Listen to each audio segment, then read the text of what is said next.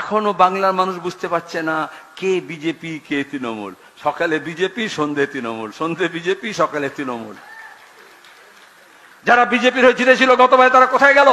বাবুল সুপ্রিয় কবে বিজেপি কবে তৃণমূল, মুকুল রায় কবে বিজেপি কবে তৃণমূল, ওই সব্যসাচী, ওই রাজীব ব্যানার্জি, ওই অর্জুন সিং কবে বিজেপি কবে তৃণমূল।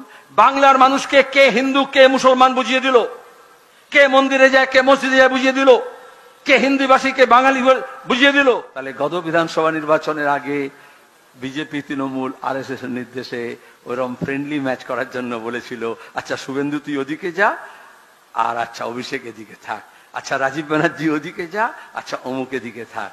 এইভাবে দেবদেবীরা নিজের মধ্যে ভাগ করে নিয়েছিল কে এদিকে থাকবে কে ওদিকে থাকবে। আর যেই খেলা হয়ে গেল, বলেছিল খেলা হবে, তো ভোট হয়ে গেল, তখন বলল খেল খতম পয়সা হাজম, তারপরে আবার ঝাঁকের কই ঝাঁকে মিশে গেল। প্রথমে মনে আছে তৃণমূল বলল যখন মমতা ব্যানার্জিকে বানিয়ে দিল দুর্গা, বলে ঘাস ফুল, ফুল বললো না, কোনো ফুল বললো না, বললো চুপচাপ ফুলে ছাপ। কেন বলেছিল? কারণ বাংলা মানুষকে ফুলের অভ্যাস করিয়েছিল।